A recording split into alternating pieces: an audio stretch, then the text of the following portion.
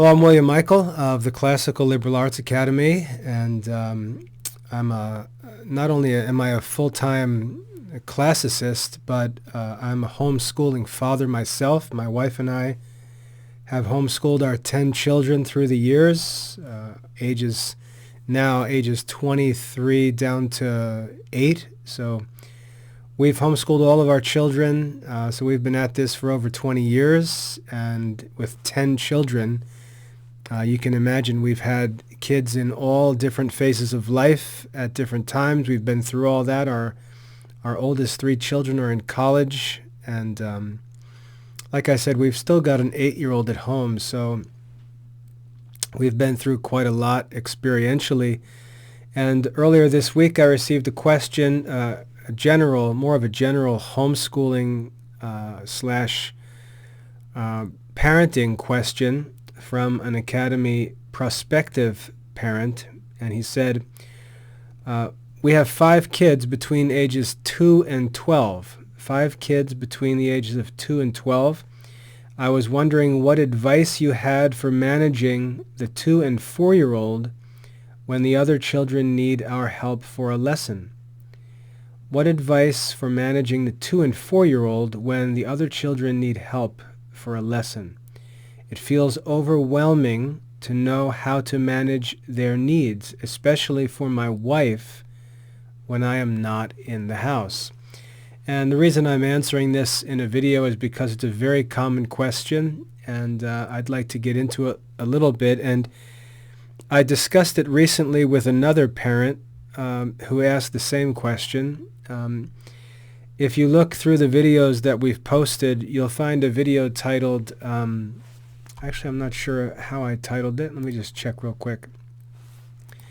I introduced this concept of, or actually it was my wife who did it. She talked about parenting in concentric circles. And just to provide a summary of what she talked about in her talk, which was just a short talk, when it comes to managing our children, what's dangerous is to give them too much freedom. So, for example, when kids are allowed to just run loose through the whole house, and you have multiple children, the house turns into just a chaos zone.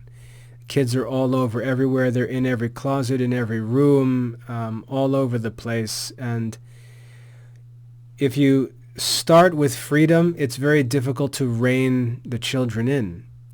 So the smart thing to do is to actually start with restrictions, and then over time loosen those restrictions and allow the children more and more freedom. And we talk about this as parenting in concentric circles. And if you don't understand what concentric circles, it just means circles that are within other circles that share a center. So a small circle and a bigger circle and a bigger circle and a bigger circle. Just imagine a series of circles. Those are concentric circles.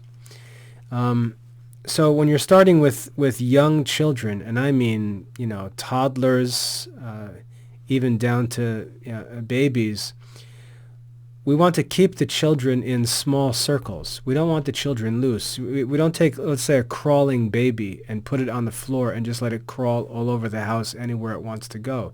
There's no reason for that. The same is true with a toddler. Just because the child can get around doesn't mean he should be let loose to run through the whole house, go up and down stairs, in and out of rooms, and so on.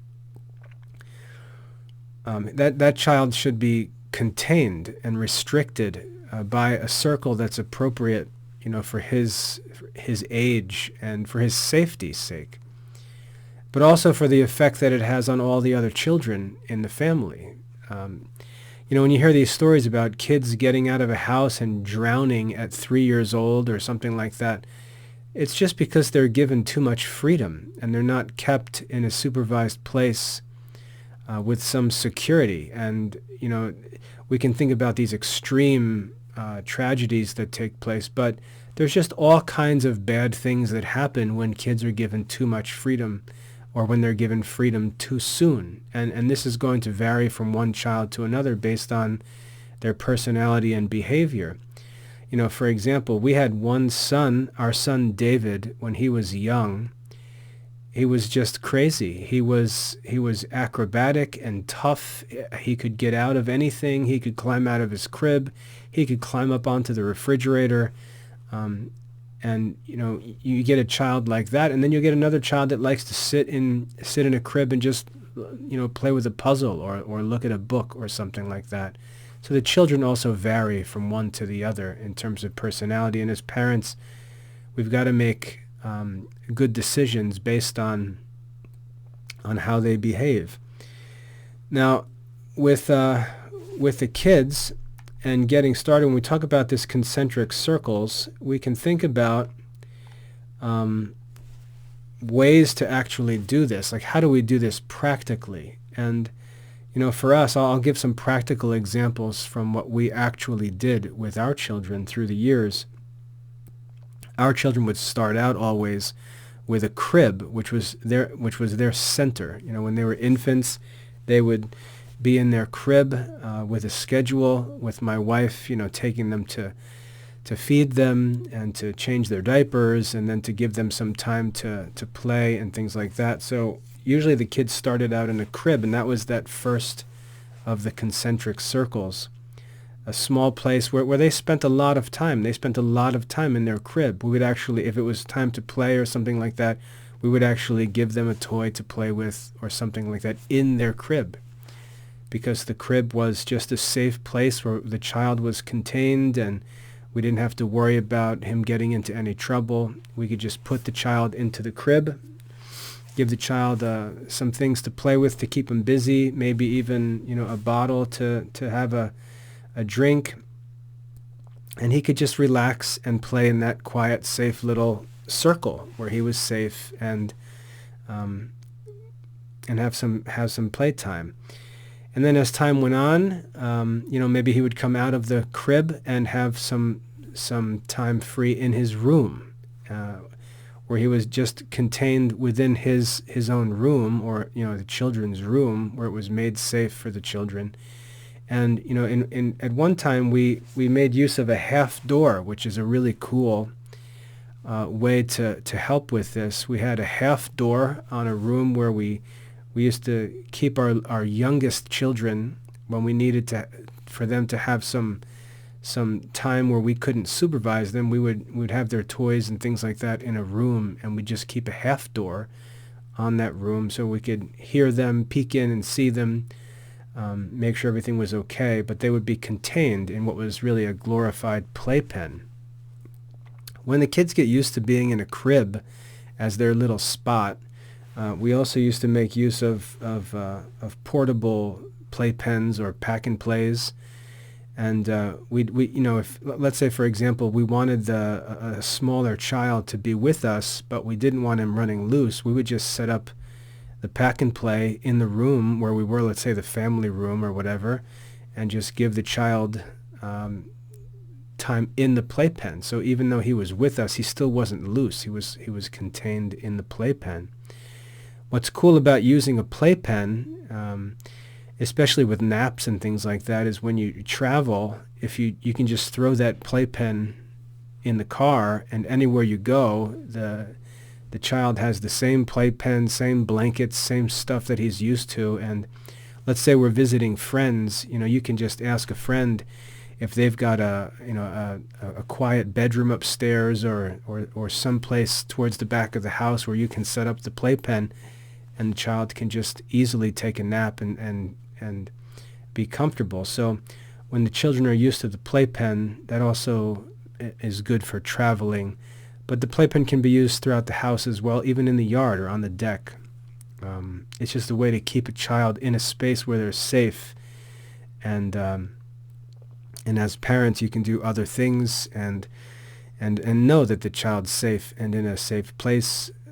That expands to a room that's closed in. You can use a child safety gate or a half door to give a child a room to play in, a room that's dedicated for that. So you can see how the circles just open up over time. Now, when you get to homeschooling, we're only talking about school-age children, and one of the important principles that I emphasized as our kids were growing up and really pressed my wife on was to always give priority to the oldest child. Always give priority to the oldest child, because the oldest child is the model for all the other children. The oldest child is the leader. All of the other child look and see what the older child is doing, even when he leaves the home, like our oldest son went on to the military and then went on to college. All of our other children are watching him and seeing what he does. And we always emphasized focusing our attention on the oldest child. And when our other children, our older children, have come to adulthood, that's what they've done. They've looked and seen what Jonathan did, our firstborn, and his life became a model for their lives. And the things that he did gave them direction and helped them to make decisions about their own lives. And we just always concentrated on helping him the most, because, one of the things is that when the kids go through new challenges in life and new situations, the firstborn often has to blaze a trail by himself. He often has to learn things the hard way. And parents need to invest their resources and time and attention on the oldest child, because if they can help him through and help him to success, the younger children have the advantage that they don't have to go through things the way that he did, but they already know how things work. They've already seen someone go through it. They've already got a connection. They've already got a foot in the door, and so on. So we've got to make sure that when we're homeschooling or just in parenting in general, we've got to always give priority to the oldest child, to the firstborn, because that child is the model. And if that child becomes a bad example, it's going to negatively affect all the other children. If that child becomes a good example, it's going to positively affect all the other children. And again, just to give you an example, our oldest son, when he turned 18, 19, decided to join the military. My wife and I have no military background, no military family.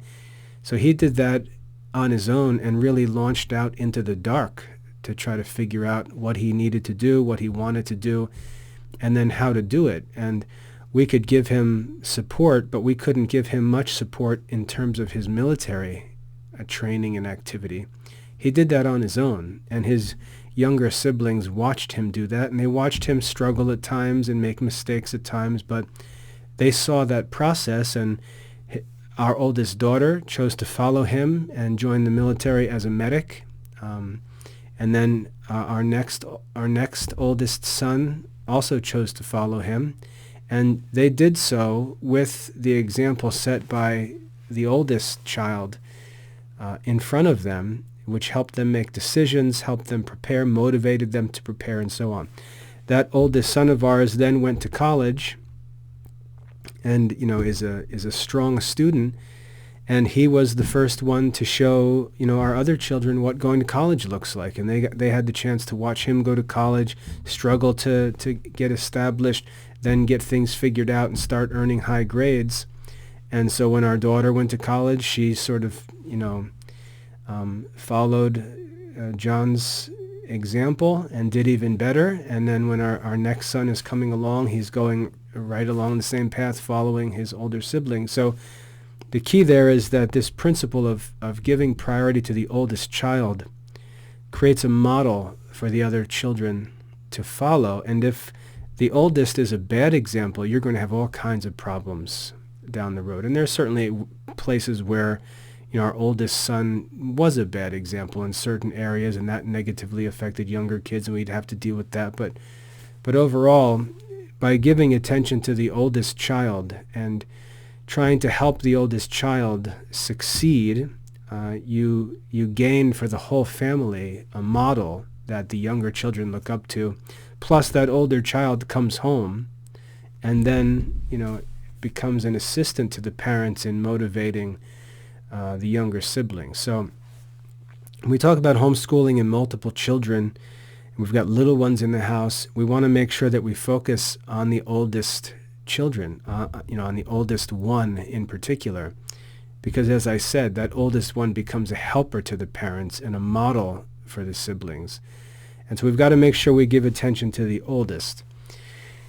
And as the kids come up, through the family, through homeschooling, each one of them gets a chance to be the oldest student who gets all the attention. So it's not that we're depriving children of attention, it's that each child gets attention to some degree, but the priority is always given to the oldest child. And then as the kids come up through the years, there are gaps between the children, and each one of those kids is going to have his gap where he's the one who gets the attention. And that's where those kids usually make the most progress, get their high school studies complete, and things like that. So if you just imagine how your children will space out, if you just look at your children's ages and think, when will my oldest child be, let's say 17 years old, and then think about when will the second child be 17 and when will the third child be 17, you'll see that there's spacing in between the children, and you're going to have a stretch of time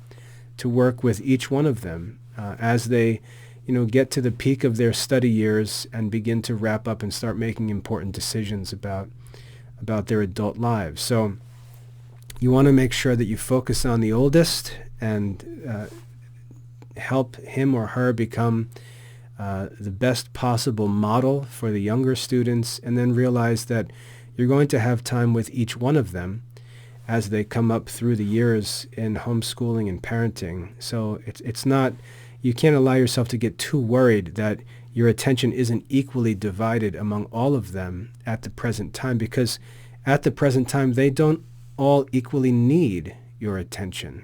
The one who needs the most attention is the oldest as far as education goes. And the advantage with the oldest is, if you're getting started, let's say with a child who's 13, 14 years old, you've got 4 or 5 years to work with that oldest child first and pay most attention to him, and realize that he's going to be going through all these things as your first homeschooled student. You're going to have to figure everything out as you go along. And all of that time you invest in that first child, you're gaining experience and understanding and knowledge as a homeschooling parent that's going to benefit all of your other children. So I think there's an important need to make sure you understand the challenge of parenting and homeschooling, but by spacing it out and thinking of how it's going to work itself out in time. It doesn't all happen at once. And you have to sort of get yourself to think clearly about the timing at which things are going to happen. Make sure you focus on that oldest child, and don't worry that the younger kids are going to be neglected, because they're all going to have their chance to be the one who gets focused on.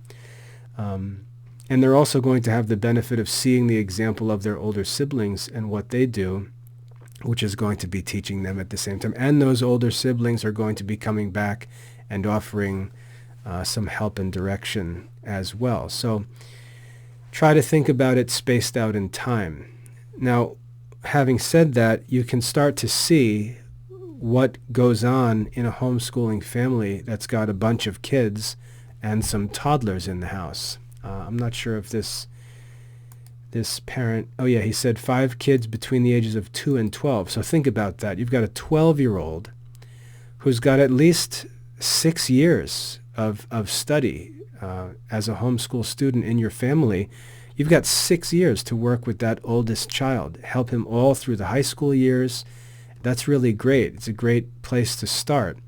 And the younger children, they're all going to watch as you work with that oldest student through those years, and everything that you establish and organize and get in order for that oldest child, if you do things wisely, it's already going to be in place for the next oldest and for the next and the next going down. So the younger children are not going to be neglected. They're actually going to have all the advantage, because you're going to have all of these things ironed out over time. So don't allow yourself to worry that the younger kids are going to be neglected if you give attention to the older ones. The younger kids are going to have the best situation of all, because everything's going to be laid out before them. They're going to have the experience of watching their older siblings go through it. they're going to be the least of your troubles. The oldest of the children are the biggest challenges in homeschooling, because you've got to get this going, because you don't have time to experiment and play around. This is the oldest children's education taking place right now. And so you got to get things going and concentrate on helping them. Now, you also have to add to that, the way that the Classical Liberal Arts Academy works is very different from modern schools, because our first priority is to help older students become independent students. So at age 12, if that child in our program, if that child is taught how to use our system, how to ask for help, how to communicate, and so on, he can begin to start working independently, and in addition to the help you're able to provide him, he can lean on us for additional help. He can even begin to communicate with other students and find help from other students. So that desire to help the kids become independent and take responsibility for their studies, you can see that that's an important objective in homeschooling. And modern schooling doesn't do that. It always makes kids dependent on teachers and parents, and the kids just sit around staring into space as if it's the teacher's job to make them do something. And that's where a lot of these problems come from, just a bad model of education. So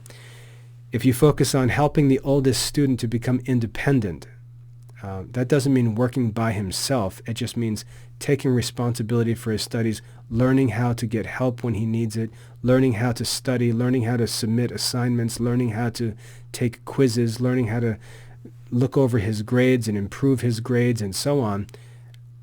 That student is probably going to begin to take that responsibility and do that work, and you're going to feel as a parent your ability to sort of step away from that child and start to direct more attention to a younger child. But you shouldn't do that until that first student is going strong. And again, once you get that oldest student going strong, you now have a tutor in your house to help you work with the younger children. So you're sort of killing two birds with one stone by helping the oldest child. And our system, the way that our program works, it helps you in that. It's designed to help with that. So focus on the oldest child, and then the youngest children. Realize 2 and 4 years old, they're not even at the age of reason yet. So what are we even talking about with education? The goal for 2 and 4-year-olds is just to keep them healthy and safe. Their bodies are growing. They've got years to go before they're even ready for any studies. So we just want to keep those kids healthy, keep them safe, make sure they're well taken care of, they're fed well, and they just have time to play at present. From 2 and 4, they're not even school aged yet. So I would say, set up a place where the younger children can just be safely, whether it's in a crib or in a pack and play for a 2-year-old. Maybe that's getting too big for that, but if not, then have a room with like I said, with a safety gate or a half door, where they can just spend their time and relax and play quietly, and not even be with the older children until they get a little older and start to get closer to school age time. And then they have to learn how to become school students. So that's another priority in parenting, is you've got to train the children to become school students. So, I would really recommend that you've got separate places in the house for these things. And I know that for some families it's tough. You may be getting started. My wife and I, when we were getting started, we were living in an apartment. So we had to figure out even how to set up an apartment so that we can start our children in their studies, because we were living in graduate family housing when we already had 3 children.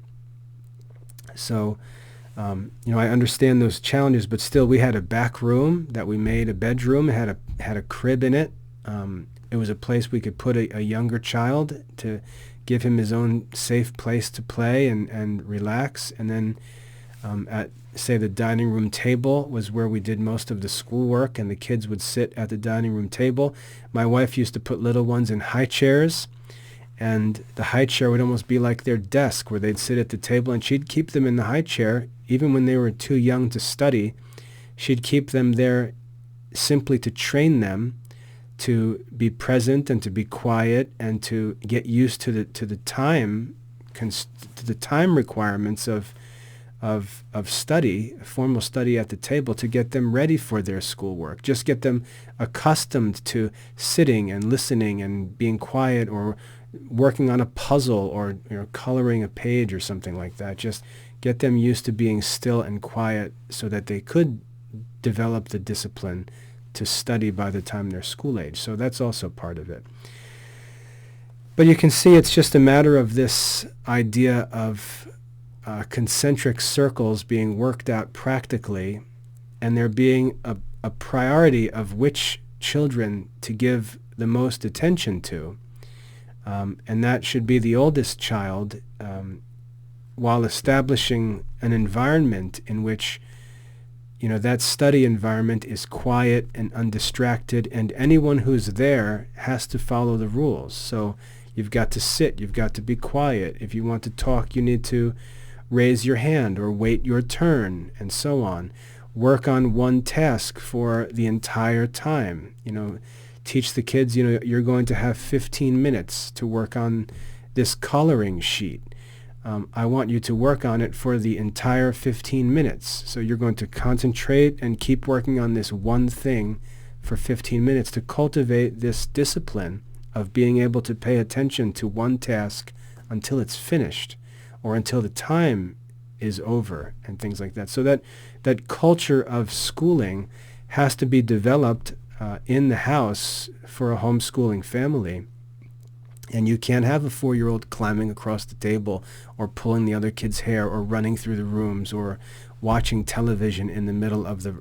You can't have that. So it's definitely a challenge to try and figure out how to organize the home so you can have these different areas that actually makes homeschooling possible. And when the younger children, let's say they're set apart in another room, if they complain and say they want to be with everybody else, well, if they want to come be with everyone else, they have to agree to follow the rules. They have to sit at the table, they have to be quiet, they have to do their work, they have to act like school students. And so you can see how that loneliness of being set apart in a quiet room while the other kids are having their study time becomes a motivation for that youngest child to want to be part of the school activities. And he learns that he has to follow those rules, or he gets set back in that quiet place where the babies are kept. We'd call it like the baby room. And kids don't want to be in the baby room. And that's sort of the point. We want them to not want to be in the baby room, but to be, at the table or in the schoolroom. But if you're going to be there, you've got to act like a student, and you've got to follow the rules. So you can see how that idea of concentric circles with homeschooling works itself out. And then as a parent, the biggest challenge for homeschooling parents is because usually homeschooling parents don't have teaching experience. What teaching experience gains for a person who's teaching is a sense of how the tasks of teaching and how the objectives of learning work themselves out over time. That's the benefit of experience. You see how the things get done over the available time. Like I said, a 12-year-old child, you're talking 5 or 6 years that you have to work with. That's a lot of time. And so if you think about how the education of that oldest child is going to work itself out over 5 or 6 years, you've got a lot of time to figure out how to use most effectively. And then you've got the other kids coming up, spread out over 10 years. So let's just say there's an average gap of 2 years between the kids. You're going to have this succession of a child, and then another child for 2 years, and then another child for 2 years. And I know they probably vary in those gaps, but I'm just saying on average, you're going to have those periods where each of the children becomes the focus as they become the oldest. And just understanding how that's going to work itself out over time is something that teaching experience gets for you. So when you have your first child and you're homeschooling, it's very stressful, and parents usually have high standards and great goals and lofty objectives, but they have no sense of how those things are to be pursued in time and space, in the actual real life work of homeschooling. Going through that with the oldest child, if you don't have experienced homeschool friends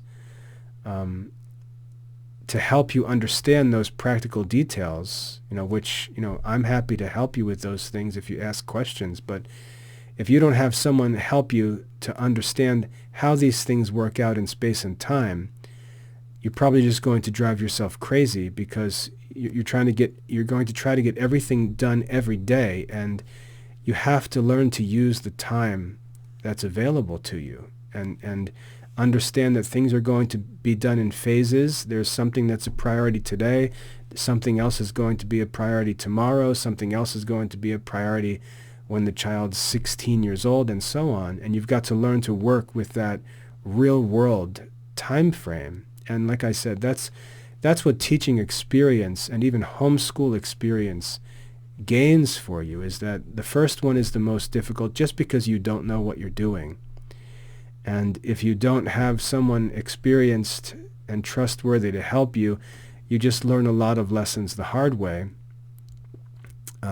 Many parents give up at that point, which is even more stupid, because you now have the advantage of that experience, which can make things better, but they just don't want to bother with that.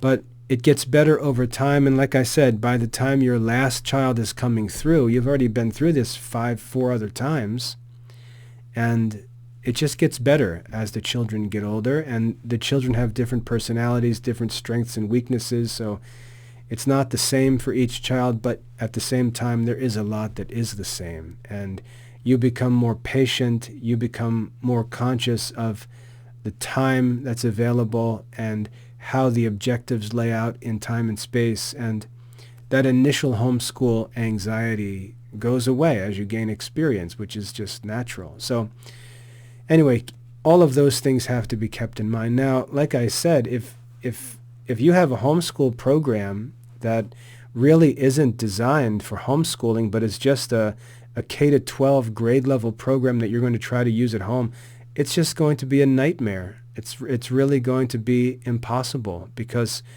what you have to do as a homeschooling parent is not what grade level teachers do. And so to try to take their curriculum and bring it home just makes no sense. You need to have a curriculum that actually serves what you're trying to accomplish. You're going to have 5 different students working at 5 different levels over 5 to 16 years. And you're going to have, you mentioned here, especially for my wife when I'm not in the home, you're going to want to have a system that requires as little, work from, let's say, your wife as possible, because if you just multiply the work that the wife has to do as the homeschooling mother, it just becomes impossible. So the program that you use, most of them are exactly the same. They change superficially, but essentially they're all modern grade level programs just brought home, which really doesn't make any sense, and I don't think is feasible or even reasonable.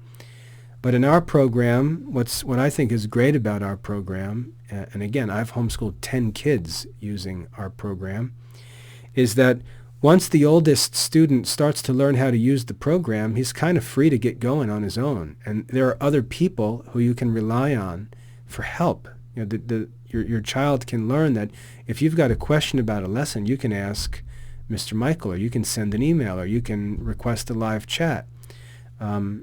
If you submit a quiz, you get those results back. You can check your own grades, see what you got wrong, go back and review and retake the quiz. If you submit an assignment and it's not really well done yet, it's going to be returned to you, and you can go back and review the lesson and improve the assignment and submit it again. The kids will get used to that process, and once you train them how to use it, and you provide them with the supervision that they need just to get set up and started, and they begin to learn to use it, they're going to be able to work independently. And we've got some artificial motivations like point systems and badges and things like that give the kids some some fun motivation.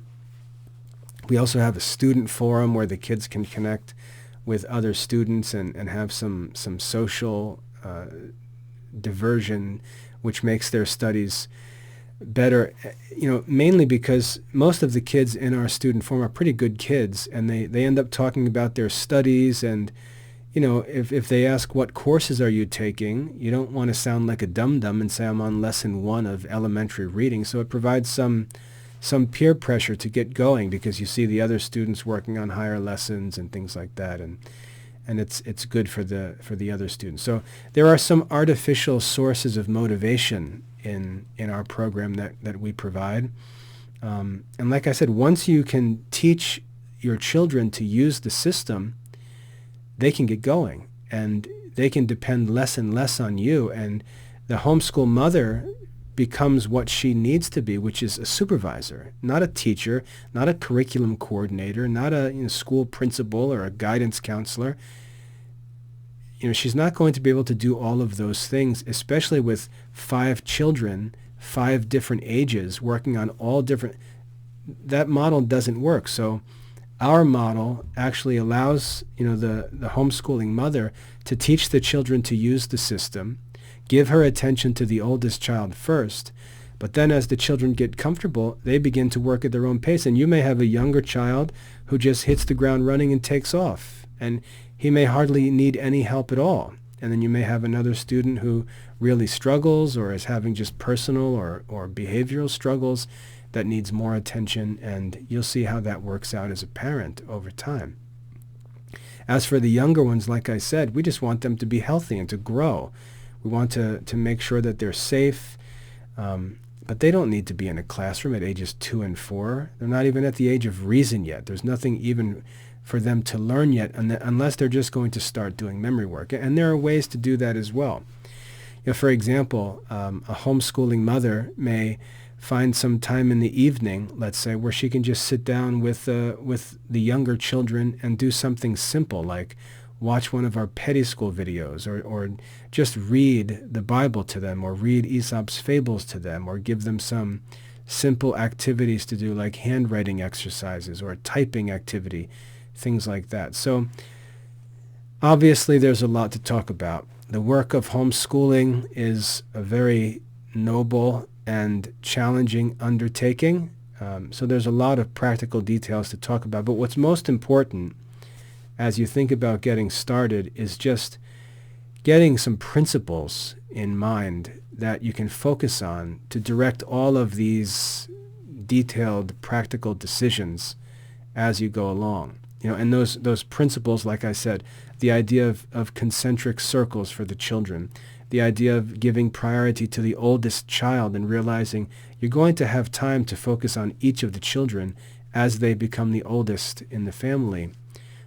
Those 2 principles really become the guiding principles for these kinds of issues with figuring out how to manage the children, especially when you've got little ones in the house who aren't ready for school. They just need a safe place where they can play and not play wild.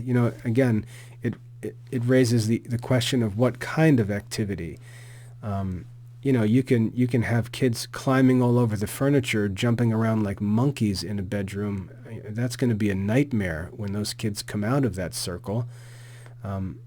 So you've also got to think about what are appropriate activities for those kids in those different circles.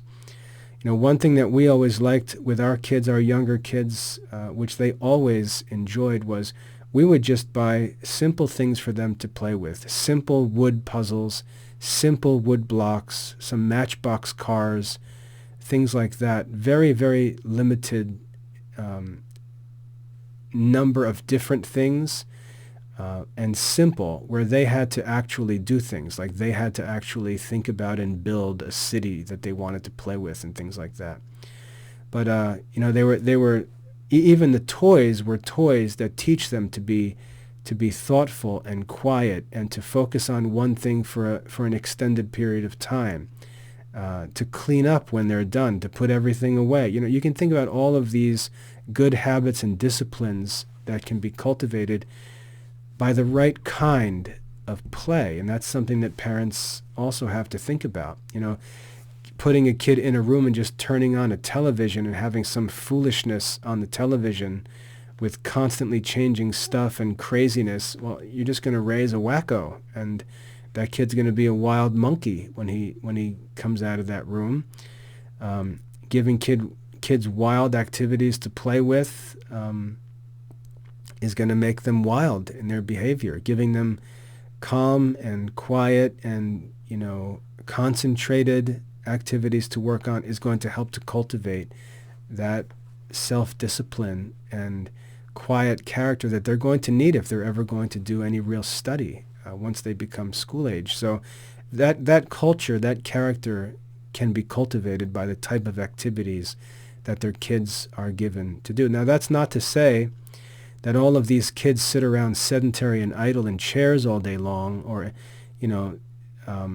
you should have a schedule where, let's say, like at 4 o'clock, school's over, and we go outside and tear it up on the playground, or we go play in the backyard for an hour and get some exercise. My wife used to like to take the kids for walks, or spend time at a local playground and just let them get some real vigorous exercise when they were younger, whether it's playing outside or riding bikes or climbing on a playground, whatever it was. They have to get exercise at the same time, but it has to be controlled. It has to be orderly and within the context of all of the other activities and responsibilities of the day. When the kids get older, I guess when my oldest son was about 14, I just bought a bunch of weightlifting equipment and put it in the garage, and the kids got into weightlifting and exercising, and I bought them a basketball net to shoot baskets on, and they had bikes and things. You just give them some things to do as physical activities, and then make sure there's time in the schedule for them to do those things, and understand that there's a time for that and there's a time for study. And if you don't do your studies, which are the priority, you're not going to have the recess time to go play and so on. So again, lots of practical issues, and you can see how the schedule begins to direct these things, and your own family finances will limit what you can do. Your time availability will limit what you can do and can't do. So there's a lot of stuff to talk about. And, I think we need to continue to get into those details. But I think for this question here, we've covered the most important issues. Let me just reread the question. We have 5 kids between 2 and 12. What advice do you have for managing the 2 and 4-year-old when the other children need our help for a lesson? It feels overwhelming to know how to manage their needs, especially for my wife when I'm not in the house. I think we've addressed that question pretty well. So not only is it a matter of this concentric circles idea, but it's about arranging the house so that there can be different places in the house for different things going on. You may not be able to, if you're homeschooling, here's an important point I should have mentioned earlier.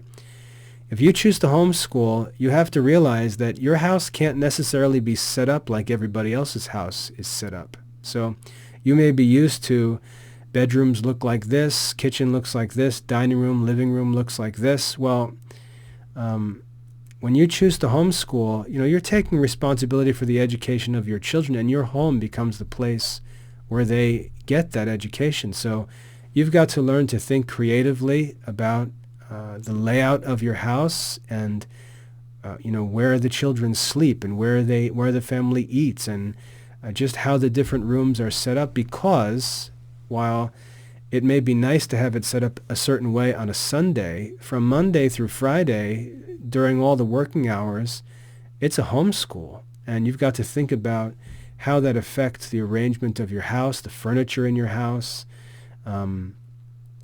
Obviously, you can see this opens up a lot of different questions and issues to think and talk through. But you've got to be willing to do whatever it takes to make the homeschool activity most effective. So like I said, we always had a baby room where there was a place where we could put younger children during homeschool times where they could be safe and play. and we just, told them they need to be quiet and play, and we knew that they were safe in that. But we had to dedicate a room for that, maybe one of the younger kids' bedrooms or something that was arranged so it could be a room that they could play in during the day. We had to have another place where the kids met for their schoolwork, whether it was a separate classroom in the house or just the dining room table arranged for study during study times.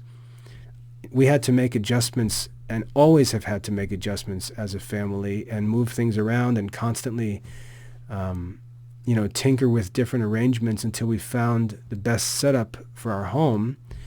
And that's just an individual challenge that we all have to deal with because our families are different, our homes are different, our furnishings and things like that, our lifestyle, all of that is different, and we have to, figure out some of those questions individually, a husband and wife working together to figure out what to do to make things work best for the homeschool students.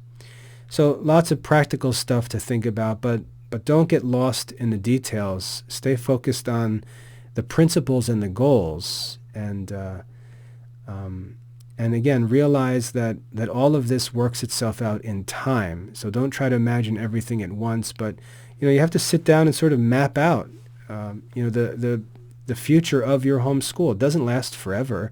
You're not going to be doing this for 50 years. You're looking at 6 to 16 years, let's say, 5 to 16 years, where you're going to be engaged in homeschooling your children, and you've got to look at each one of those kids and sort of get an idea of how their life maps out in terms of time that they're going to be home, time they have to study, and you'll see if you start with that sort of time map and then work yourself back to a daily schedule. If you reverse engineer it like that, you'll start to see that it's completely manageable, but you've got to do things in the right order and make sure you've got your priorities straight.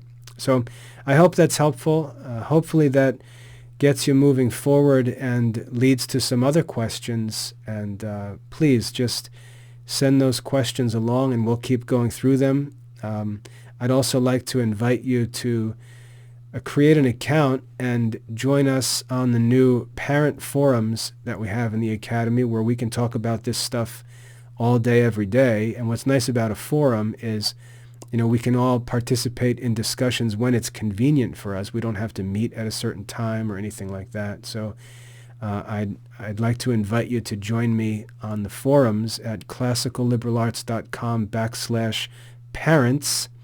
Just create an account there, and you'll see all of the topics are laid out. I just opened this forum yesterday, but that's really a great place for us to get into these discussions in a private setting where we can have these discussions at our own convenience among, just Academy families, Catholics, homeschooling their children without, distractions from social media comments and all this kind of craziness that we have to deal with online. I think the parent forums are a better place for these discussions where there's like-minded people and we can really get into the details without having people, start talking about, priest abuse scandals. And you know how the normal social media discussions go. It's just a waste of time. So please join me in those forums at classicalliberarts.com/parents, where we can get into all these details as much and as often as you need to. So I hope that's helpful and gets you on to the next step.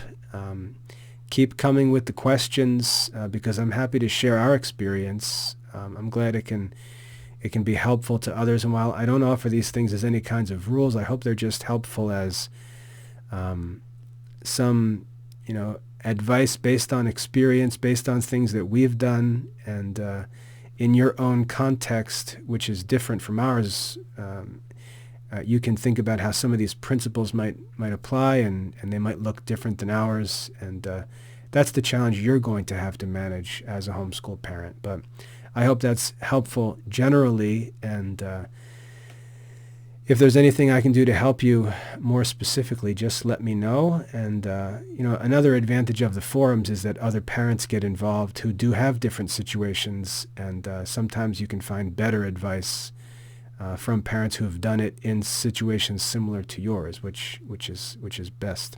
So anyway, hope that's helpful. God bless.